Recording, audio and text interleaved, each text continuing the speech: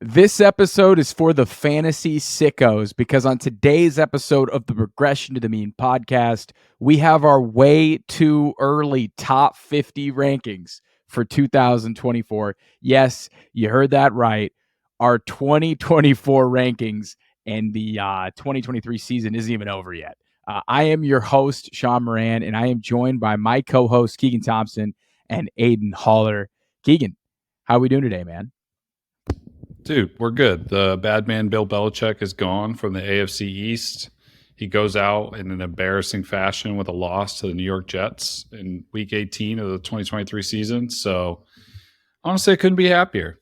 That reign of terror is finally over. So, stoked about that. Positive offseason news cycle for the Jets is always a win. Aidan, I know Matt Eberflus still has a job. Bill Belichick doesn't. So that's definitely something I didn't necessarily have on my bingo card. How you doing today? So, me and you already went over that one. It is what it is. You've just got to roll with the punches. The Cubs have come out of hibernation. So I've got other Chicago. Yeah, I was about to say the Cubs hat is on. It's Cubs season. Yep. We made a nice signing, made a big trade today. I think big things are coming. I'm kind of putting the Bears on the back burner for now. It's it's like the summer fling's over. It's time to kind of go our separate ways for a little bit. Maybe we rekindle our love next season. But have you muted the word Caleb Williams on Twitter yet? No. I'm here with open arms. I trust Ryan Poles, but I really, really hate Matt Eberflus. But I have to live with it. So it's okay. Hey, head up. We are right ahead of a super wildcard weekend. We've got some nice rankings. There's a lot of good to mask the pain that I feel as a Bears fan. So I'm excited to talk rankings, fellas. For today's episode, we have each ranked the top 50 guys for 2024, and then we toss them into a spreadsheet, combine them all together to form our official way too early RTM rankings. We're going to go through these rankings and we're going to talk through what we agree on, what we disagree on, and some emerging trends we see ahead of draft season this summer. Obviously, things are going to change with the draft coming up in April, free agency. This is a still fun exercise, nonetheless, fresh off the 2023 season. It'll be fun to look back on this and see how much it changes when we're drafting teams in July and August. Before we dive in, though, two things. One, subscribe to our channel. If you're not subscribing to the Regression to the Mean channel, you are missing out on weekly content that covers best ball, redraft, dynasty, player props. We've got it all. We've got beards, mustaches, long hair, clean cuts. We have it all on this podcast. You are not going to want to miss any of the action throughout the offseason. We're going to be talking so much draft and dynasty in the upcoming months, and it's going to be a ton of fun. We're going to find the next Puka, all right? That's our goal. We're finding the next Puka Nacua on this podcast.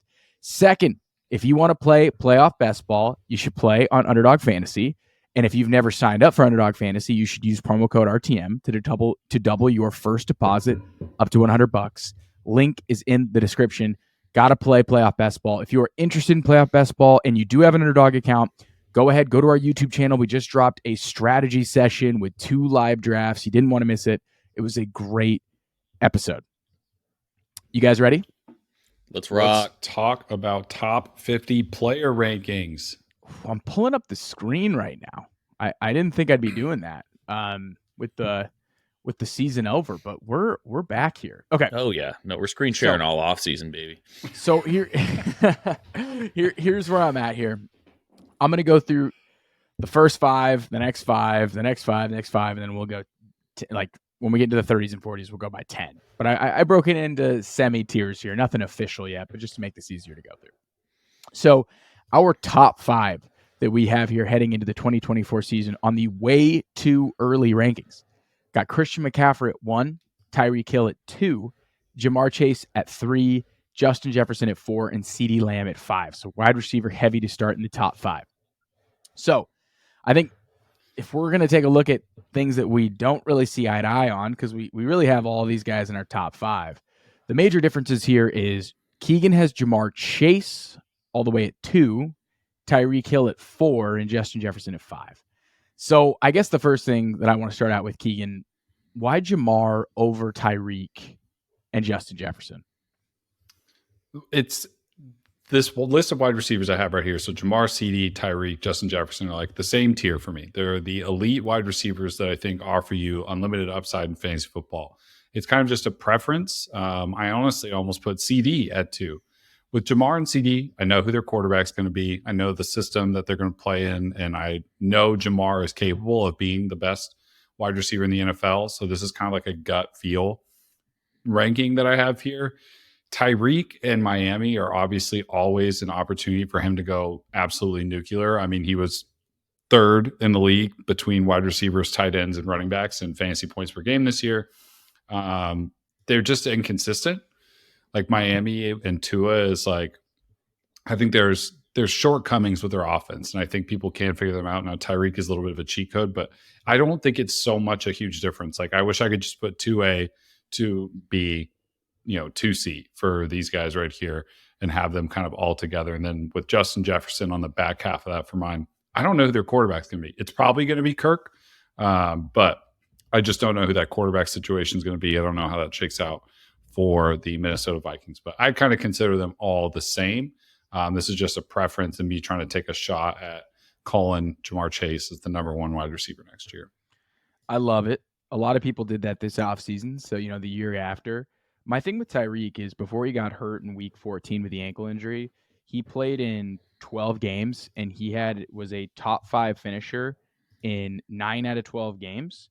And he was a top 3 finisher in 1, 2, 3, 4, 5, 6 out of those 12 games. So he was just absolutely incredible before he got that high ankle sprain. I know he's at his age 30, but I can't put anyone above Tyreek Hill at the wide receiver position, especially if Mike McDaniel remains his coordinator. Maybe I'm like pretty certain Tua will be the guy. Maybe they upgrade from Tua. I don't know how that could work, but a lot of people on Twitter are saying I can't wait until McDaniel gets his Stafford. That's what people have been saying. Basically, that Tua is Goff in the McVay comparison. I will say, though, Ja'Marr Chase is very fascinating to me because T. Higgins most likely will not be on the team, and Tyler Boyd probably won't be on the team. So we're looking at a situation here where Ja'Marr is like competing for targets against Andre Iosivas, Trenton Irwin, and Charlie Jones. So this Bengals receiving corps might just be Ja'Marr Chase, and if that's the run out, man, if that's the run out, he's going to go insane. He's going to go absolutely insane. So Keegan, I think that's fascinating. I guess the last person in this tier we can talk on really quickly is Justin Jefferson. The guy went over 1,000 yards in like 10 games played. There's talk about who's going to be his quarterback next season. I think Kirk Cousins comes back. That's just my opinion on where we're at. I kind of do too. Doing a shirtless skull chant before the last game, so I definitely think he's come back. I think Jefferson's like a great buy low after kind of a disappointing season. I think he's going to have such a great year, and he's going to probably play like a full season of games and just be incredible. So I think is that how we all agree on Jettas, that he's probably going to bounce back and just be insanely good? Bro, if he played a healthy season, he would be in the top consideration for top wide receiver. I mean, he was still averaging almost 20 points a game. So pretty ridiculous. Yeah, and like Kirk was playing at like an MVP level. It was a shame both of them got hurt. Like JJ probably would have been wide receiver 1 had neither one of them get hurt. Like he was on an absurd pace. Like Shaun said, he cleared 1,000 yards in 8 games. Like dude's an absolute freak.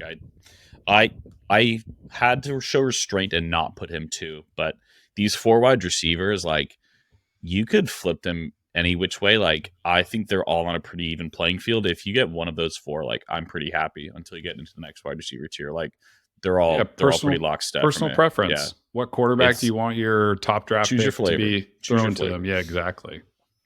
Okay, I like that. I love that we're super wide receiver heavy. It just seems like they're the safest bets in fantasy. The next tier of guys that we have here, I've got Breece Hall at number 6, Amon-Ra St. Brown at 7, Kyren 8, Bijan at 9, and Jahmyr Gibbs at 10. So we're all pretty in on Breece Hall. Aidan and Keegan have got him at 6. I've got him at 7. We're all pretty high on Amon-Ra St. Brown. Same. 7, 7, and 9. Big discrepancy here. Aidan has Kyren at 13. I have him at 6. Keegan has him at 8. So Aidan, I'm curious, Is it the fact that you don't think Kyren can replicate what he did this year, or is it just the fact that you'd rather have other guys over him?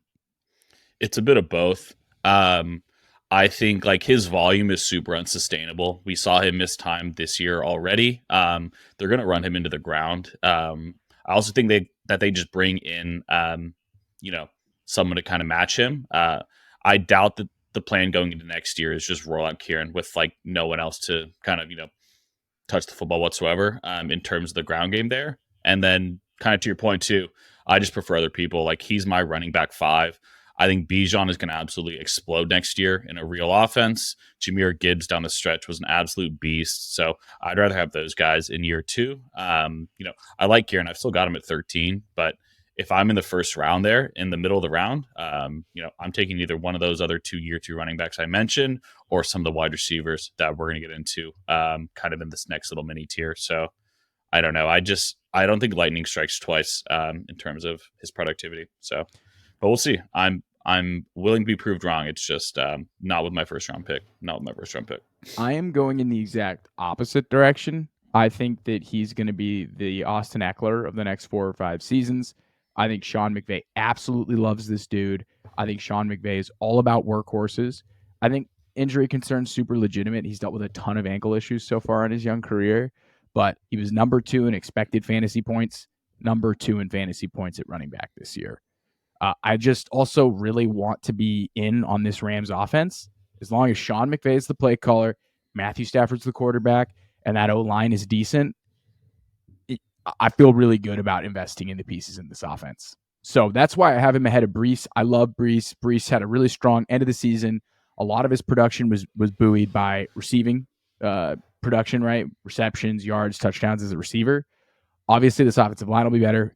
We're going to see a better uptick in quarterback play, but I think I'd rather attach myself to the Rams and the Jets. We're splitting hairs here at the top. These guys are such good players. Before we jump to the next tier, Keegan, your thoughts on Kyren versus Breece, or open it up to Bijan and Jahmyr Gibbs. Like, this is our running back tier that we've got here. I guess I'm just curious your thoughts overall amongst these 4 running backs that we have. Yeah, I think with Breece, like the argument to have him at 6 is, he led the league in receiving yards for running back. He was only 2 receptions short of tying with Alvin Kamara for 75 receptions on the year. And obviously you could argue that, well, his production was picked up by that, but he also ran for 994 yards behind the Jets O-line this year. He's liable to break a big run at any given time. Like, their whole team and offensive environment is going to get better. If I go back and look at like how Aaron Jones was with Rodgers, right? And like how those teams were, like Aaron Jones was such a valuable fantasy player. And I think Breece is so talented. It's hard to say like he was buoyed by anything. Like, I think that's just the player he is. Like, he had 1,600 all per scrimmage yards this year, like right short of that, and the worst offensive environment in the NFL, one of the worst. So I just think betting on Breece another year removed from his knee is good too. And I love Kyren. Until I find out that they're signing somebody else, I'm just going to assume that, yes, they will run him into the ground. Elite usage and elite production on that usage. The thing with Gibbs below Bijan is just David Montgomery, and game plan, and how like we saw that run out this year. And yeah, you got to give a boost to Bijan and have him top 10 again, because he had the least amount of snap percentages. I think it was like 47% for a rookie running back, like in historic time frame. So get him in a real offense and it's wheels up for Bijan. But it's crazy. I'm looking at Bijan and Jahmyr's like advanced metrics, right? They both did really well in rush yards over expectation. Bijan Robinson, 82 rush yards over expected. Jahmyr Gibbs, 72. If you look at that attempt, they're both at around 0.4 rush yards over expected per attempt. The main difference for them, Jahmyr Gibbs scored 10 touchdowns. Bijan Robinson scored 4. So Bijan could be a regression candidate with a new offensive coordinator in year 2. I love Gibbs. But yeah, David Montgomery's lurking.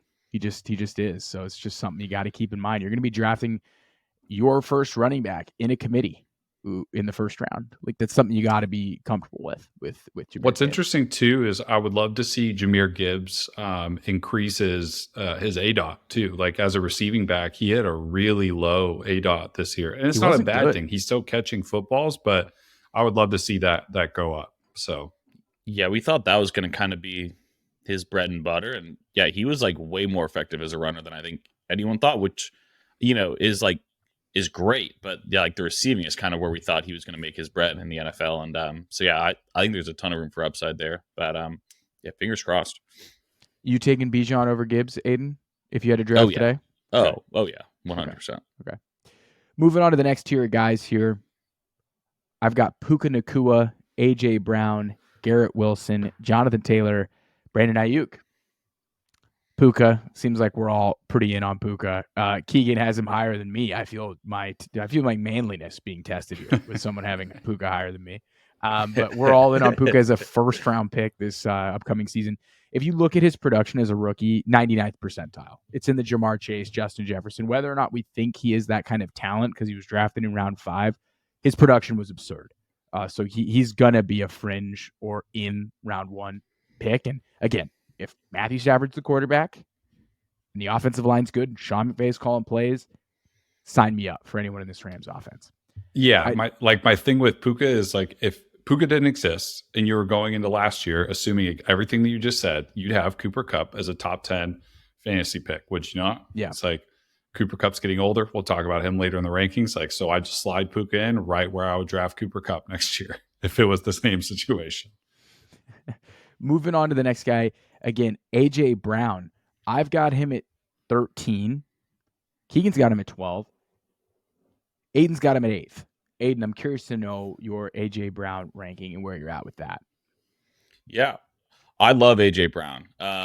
Dude finishes wide receiver 5 on the year and honestly cooled off quite a bit after their week 10 bye. I think Jalen Hurts kind of limping, for more, better part of the second half of the season wasn't ideal for him. I didn't think the play calling was all that great as well in the first year under Brian Johnson.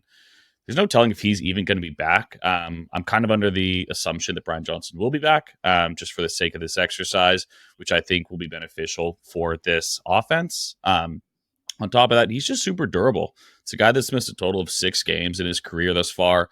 Absolute target hog and alpha in that offense. We know who Jalen Hurts is.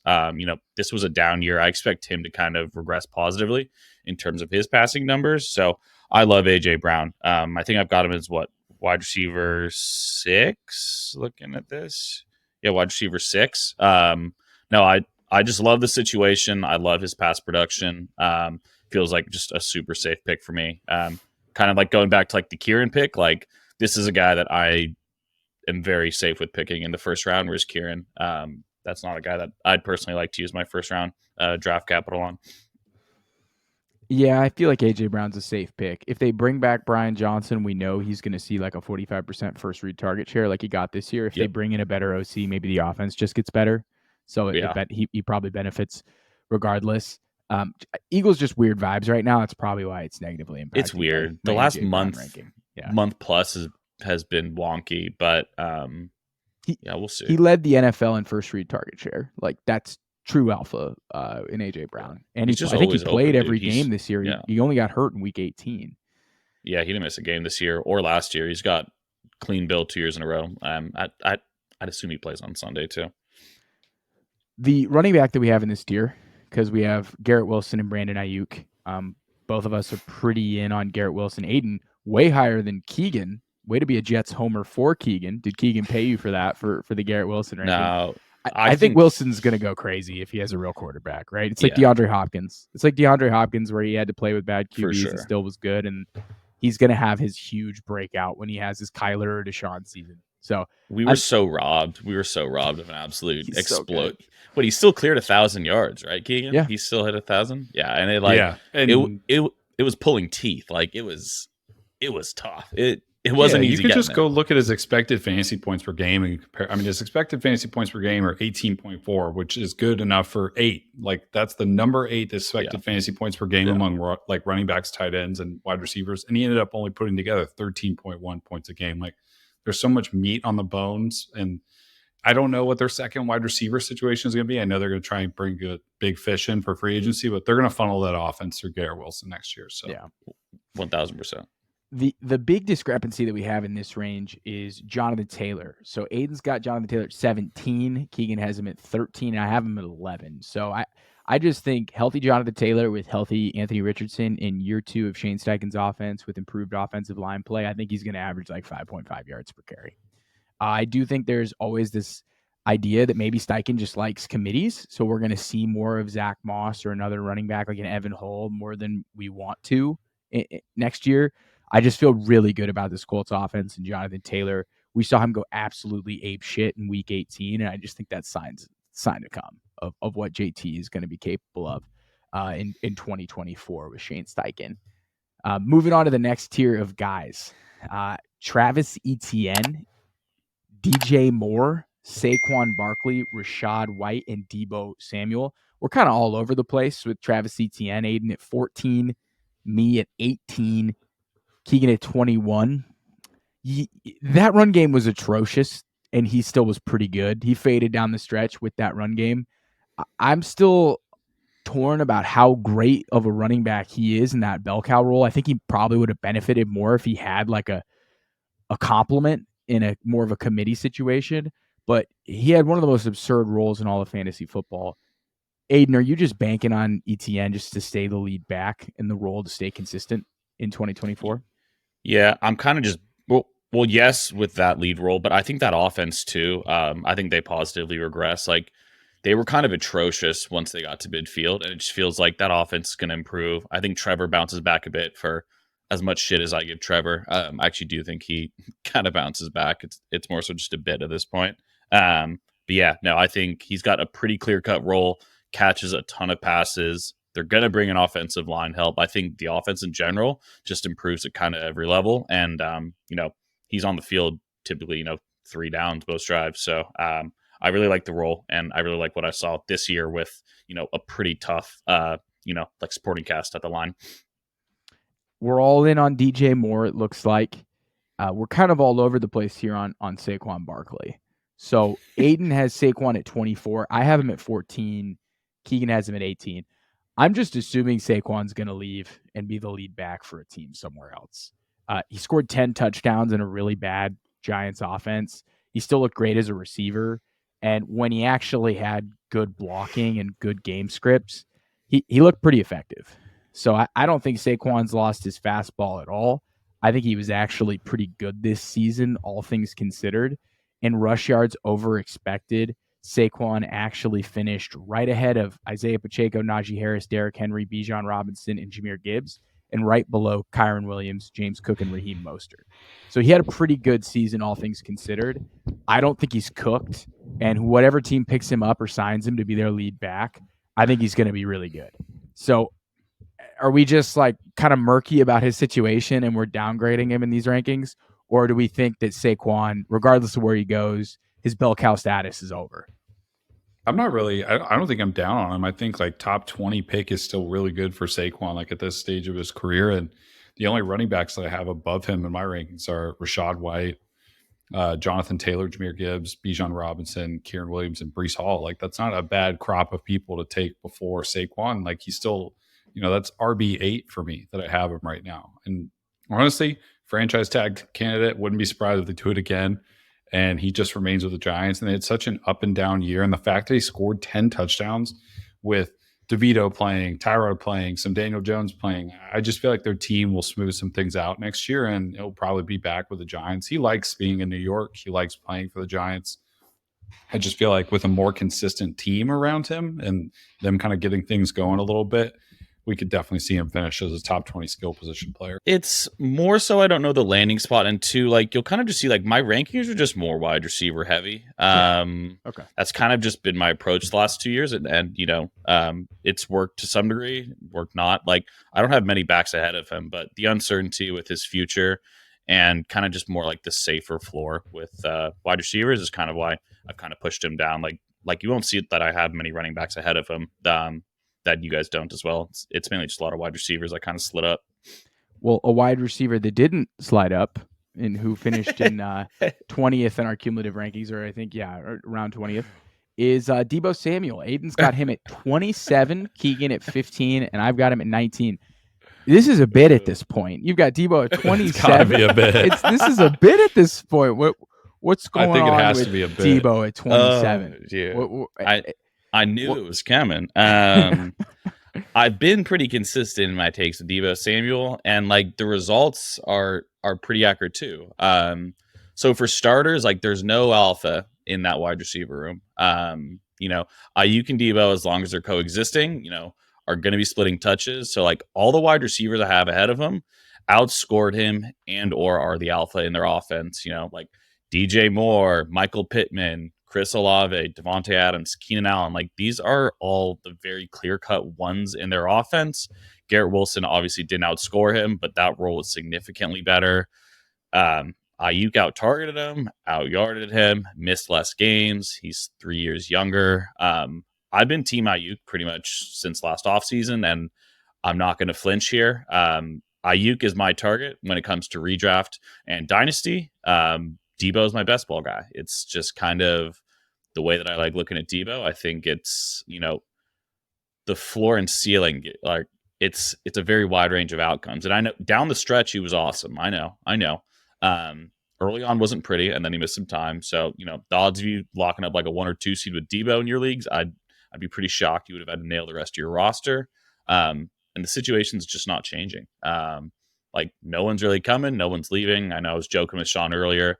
There's the off chance that, they unload Deebo, as they look to sign Aiyuk. I just think Aiyuk is just the better option in that offense at the end of the day.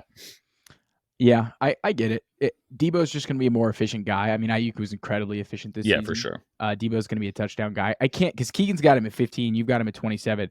The Deebo Wars of 2024, summer 2024, are going to be pretty spectacular to see Keegan and Aidan go I'm head not to backing head. down. You called Aiyuk super down. efficient, but they're both extremely efficient. Like if you look Both at expected efficient, fantasy points per game, they're both at 12.7. Which is 61 and 62 relative to like the flex position. Yeah. And they both averaged 16 or more points per game. Like they're both hyper efficient. Deebo averaging slightly a little bit more per game. So I've just put them right next to each other in my rankings. I love it. The next tier of guys that we've got here from 20 to 30, Josh Allen, Michael Pittman, Chris Olave, Davante Adams, Keenan Allen, Devon Achane, Nico Collins, James Cook, Lamar Jackson, Stefon Diggs, Jalen Hurts. So we finally get to see some quarterbacks. We've got Josh Allen as our QB1. We've talked about why Allen is so valuable because of what he does in the red zone. I don't think we have a lot of discrepancy there.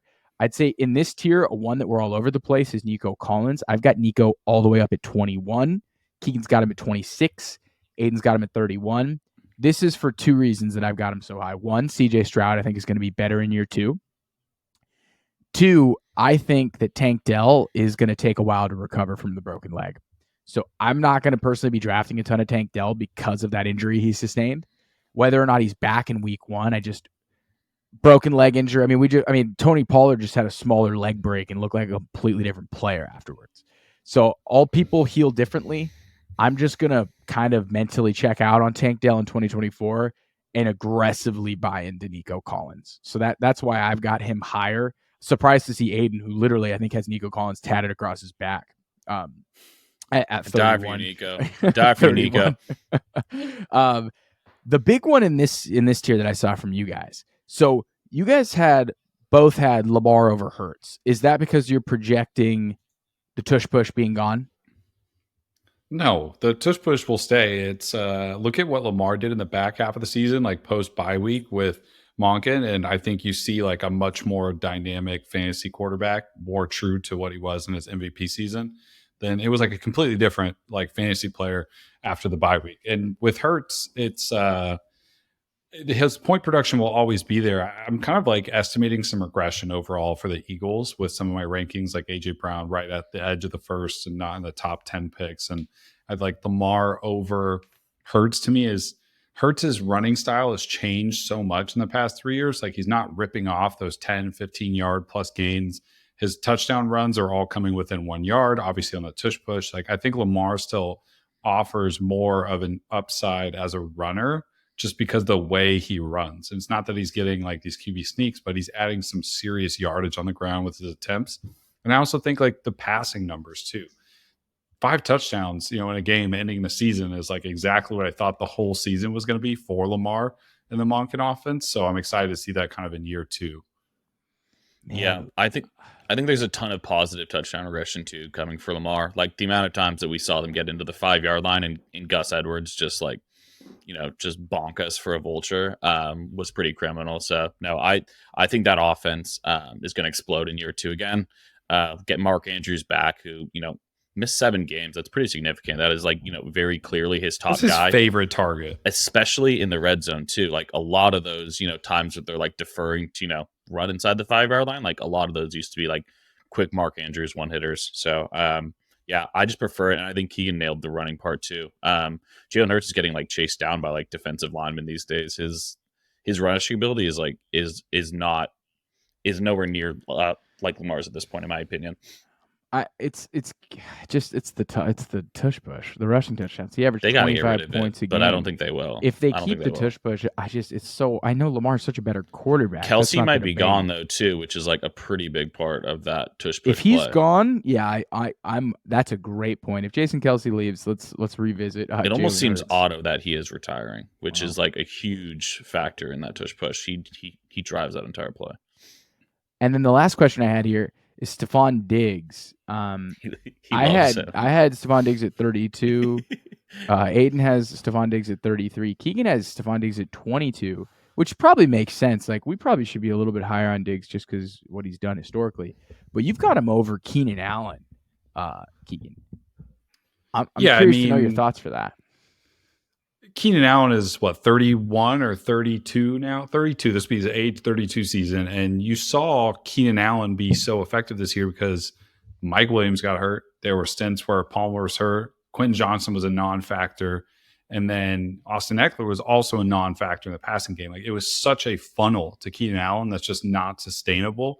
And that will change next year. I don't know if Big Mike will be back, but they will correct their wide receiver core, and it won't all just be Keenan Allen this year coming up in 2024. And with Diggs, I wouldn't be surprised if maybe they added, like a lower end free agent wide receiver, but it probably will be a mix of Khalil Shakir, Gabe Davis, Kincaid, Knox, and Diggs again. Like Diggs will have such a clear alpha role, and his relationship with Josh Allen is good. And I think the bad end of the season was, sure, not great, but still at the end of the year, he ended with such a positive game, and it could have been much better without some missed throws. I'm just like, I'm not going to take Diggs all the way down to the 30s because of like a 4 or 5 game stretch that was not great by his standards. And especially knowing that if he's competing for targets with Khalil Shakir, Gabe Davis again, maybe Kincaid in his second year, like I'll take that over, I think, the busyness of what the Chargers offense should have been this year with the healthy receiving core. So Fair enough. Moving on to the next tier of guys, 30 to 40. Mike Evans, Sam LaPorta, DK Metcalf, Marvin Harrison Jr., Jaylen Waddle, Isaiah Pacheco, Amari Cooper, Cooper Kupp, Patrick Mahomes, Alvin Kamara. A big difference here, I guess, is Sam LaPorta, our first tight end, showing up. Aidan's got him at 30. Keegan's got him at 32. I've got him at 39. It feels pretty high to draft Sam LaPorta at 33. I had him in fantasy this year. He was good. It's crazy that he finishes the tight end 1 in overall points. Let me ask you this, though, Shaun. Where did you draft Travis Kelce last year, assuming that he was going to be the fantasy tight end 1? Well, Travis Kelce averaged 18 fantasy points per game the year before. Sam LaPorta averaged like 13. Okay, but just answer the question. Where were you drafting Travis Kelce, assuming he would be the tight end 1 in the first round, right? Yeah. So if you're going to tell me that ranking the first tight end this year that we assume is going to be tight end 1 in the mid 30s is low? I mean, because the whole argument with Travis Kelce is like positional advantage. And yes, he puts up a lot of points per game, but it's like, okay, I'm applying that logic, and having Sam LaPorta in 32 feels like a bargain to get positional advantage like that. Yeah, I guess. I just feel like because tight end was so spread out this year and there were so many good options, that he was one of the good options, I'd rather take Trey McBride, honestly, than Sam LaPorta, because Amon-Ra is just the number one, and they're run-heavy offense, and then Ben Johnson's leaving. So you could say that until like Trey McBride has to compete with Marvin Harrison Jr. targets. And then we're moving on to Marvin Harrison Jr., I guess, because I've got Marvin Harrison Jr. super high. I've got him at 28. Keegan's got him at 39. Aidan's got him at 41. I think he immediately is going to step in and be the number one to Kyler Murray, and I think Kyler Murray's a really good quarterback. That's like just a dream situation for Marvin Harrison for fantasy, because he's not going to be catching passes from Mason Rudolph, right? We don't have to worry about that. He's got Kyler Murray. To 4? I think he's going to be there for the Cardinals. I think that he's going to be there. My assumption is it's a QB run. He's hard to rank because I don't know where he's going. So, like, how do you change him if he's with the Bears next to DJ Moore? I still have him top 40, probably top 35. I have my ranking talent. I have my ranking considering like all options, like all teams. I don't know I feel like going, 39 is pretty fair. And also rookie wide receivers, we know, regardless of how generational they have been, like to draft one that early is a risk regardless. Like you don't know the role, like they have to pick up the NFL game. And yes, some people do come in and have an immediate impact, but what's the last rookie wide receiver you draft in the first 24 picks of a fantasy draft? I mean, Ja'Marr Chase should have been, but everyone made this narrative about his drops, and then he fell. I know, but it's just, I think it's more of a positional thing. Like we do it with running backs because we did it with Bijan, assuming his role would be so significant as rookie running backs usually have. So it's just hard to predict, but I think we're rookie wide receivers. Yeah, I'm willing to take that risk because if he was a year 2 player, he'd probably be in the first 15 picks. Like if he'd already had a year under his belt, so it's like let's let him play a snap. Aidan, let's at least see what jersey he's gonna be wearing first. Like I may slide him up. It's like I don't know where he's going. Aidan, you have Cooper Kupp at 34. I've got him at 43. Keegan's got him at 40. We've been pretty passionate about the Rams players. What's your case here for Cooper Kupp, real quick? Yeah, I think he could end up being one of the best picks in fantasy football next year. Full off season to get healthy. We already know who Matthew Stafford is and what he does for his wide receivers in terms of fantasy. There's easily a world where he outscores Puka next year. Like, I don't think we're going into next year like we are designing the offense around Puka Nacua. Like, this is Cooper Kupp. Like, this is the Triple Crown winner. This is, like, the dude's a beast. I think he just needs to get right this offseason. But, no, I think there's absolutely a world where he finishes top 10 next year and outscores Puka. So, we'll see. Ideally, we'd love to see a clean bill of health all offseason. But healthy Cooper Kupp, man, I think he could absolutely outscore Puka with Stafford under center still. Pretty interesting to see that only one of us ranked Patty Mahomes in the top 50. I thought that was something of note. Yeah, I was surprised by that one. I don't know what to do either, but they're going to get him better weapons, though. Like, it's going to be a much better year for him. Or that's what I'm hoping for. Again, his wide receivers are not on the roster yet. Be a great time to buy the dip on Pat Mahomes. For sure. He's going out of the top 50. For sure. And our last tier guys here before we get out of here, Kenneth Walker, Trey McBride, Devonta Smith, T. Higgins, Rashee Rice, Tank Dell, Justin Fields, Mark Andrews, Anthony Richardson, Malik Neighbors, Derrick Henry. I think Trey McBride could be tight end 1 next season, especially if they don't land Marvin Harrison. Maybe they land like Malik Neighbors and it's Neighbors and McBride, but I think McBride has a special season in him in year 3. He looked so good in year 2. And I think as Kyler Murray only gets better post ACL, he's just such a fun player to draft in fantasy. I don't have Tank Dell in my top 50 because of his injury, because of his broken leg. I don't have Mark Andrews in my top 50, and you guys know I love Mark Andrews because he also broke his leg. So I'm very much going to be cautious with guys coming off leg breaks after Tony Pollard. He scarred me. No T. Higgins for the biggest T. Higgins stan I know. I'm shocked. I am utterly shocked. I'm in on T. Like T as a solo alpha in Carolina. Yeah, I think he's gonna go crazy. If he goes to Carolina, I'd keep him out of the top 52. I don't love that landing spot. I don't think he slides him even farther down. To me, there is definitely some belief that Cincinnati will at least try to bring him back. But if he goes somewhere, like the only team I think he could go to and be, and like the true number 1 would be like the Panthers, and I just don't see that as a potential for a. I don't want to spend a top 50 draft pick on Bryce Young's number one weapon. No offense to Bryce Young, like that's kind of like a wait and see how it goes. And then also there's other.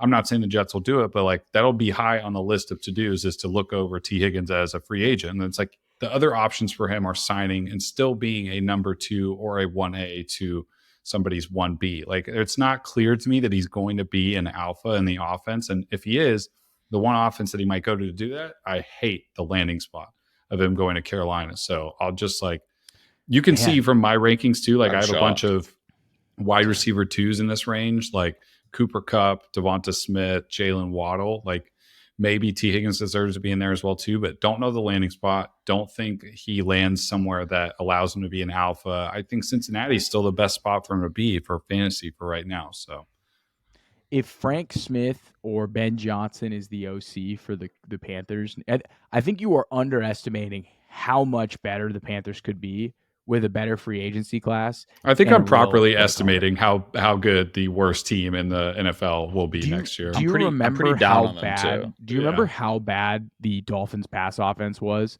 before they brought in Mike McDaniel and Tyreek Hill? Like things changed exponentially. Well, Tyreek Hill and T. Higgins are sure. But they're not apples to apples. But what I'm Jaylen Waddle is already what T. Higgins is, you know? Like, better. I'm saying every time T. Higgins has been the number one guy when Jamar Chase isn't on the field, that guy's fucking special. Yeah, he also put him played with Joe Burrow. Quarterback, but he also went crazy with Jake Browning. His best game of the year was with Jake. I'll take Jake Browning over Bryce Young right now. You're smoking. Okay. You're smoking, Matt. We got to keep going. This is crazy. Okay, you got to keep an open mind. You got to keep an open mind. Is all I'm telling you, man. No, my mind is fully closed on Bryce Young. It's fully closed on Bryce. That's Young. fair. There are plenty instances of quarterbacks that have had terrible rookie seasons that were much better in year 2. Remember, he needs to. There's actually only a couple really good examples. You know, like Jared Goff and Stafford are the examples because the rest of those lists of players that were you terrible just saw Trevor Lawrence. You saw Peyton Manning was awful. Alex Smith was god awful to start his career. There's plenty of instances of all of these players you've listed are much better to me than Bryce Young. Dude, Bryce Young was really good coming out of college, and a lot of people had him number 1. He was better than Alex Smith. Geno Smith threw 50 touchdowns in college. But Geno Smith wasn't the number 1 overall. He wasn't the number 1 overall pick. He wasn't good enough to be the number 1 overall pick. Neither was Bryce. Oh, stop it.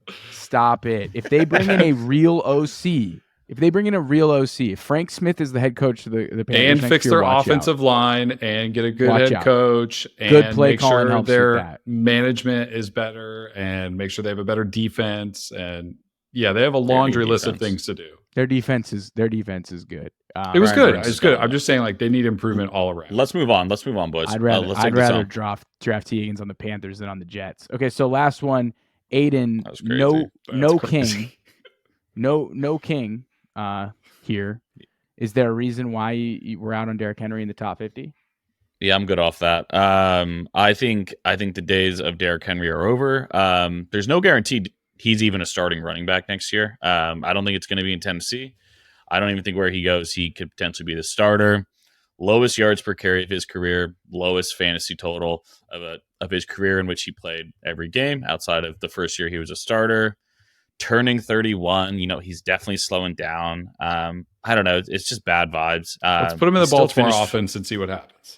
He could get a good landing spot. I'm good. Like, unless he scores like 12 touchdowns somewhere, like the days of him, going like 1,500 yards, like those are like pretty long behind us in my opinion. So I don't know. Give me the young running backs. Like, I know we've talked like second year running backs and stuff. Like, dude, give me a guy that's like 10 years younger personally. It's bad vibes. You're being ageist. Okay. I think he lands. Ageist. I think he lands in if he lands in a cool situation, it'd be fun to draft him. As long as you don't have to maybe move him up. But if it's like he goes to the Ravens and people are taking him in the 2nd or 3rd round, I'm like, fuck no. I don't know how I feel about that. No.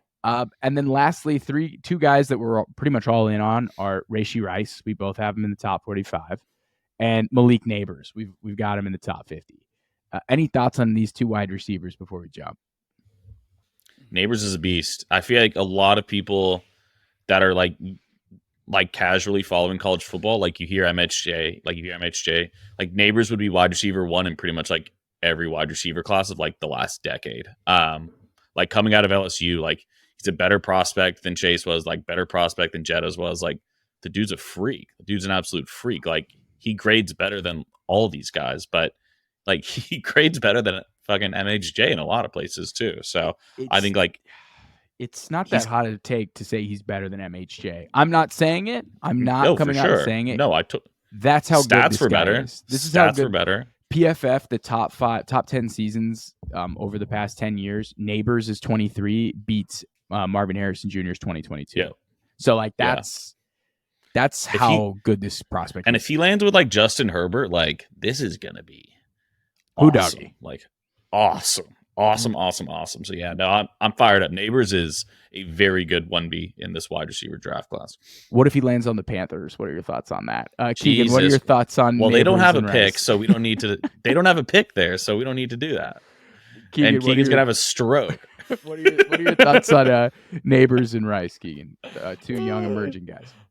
I think Rashee Rice is one of the more interesting top 50 picks because, he's tied to obviously one of the best quarterbacks in the NFL and Patrick Mahomes. And I think it took a really long time for them to get there in the Chiefs building. And I'm not sure why, but like increased route percentages, snap percentages every week for Rashee Rice. It felt like a slow and painful death to get there, but wheels up for him in year 2024.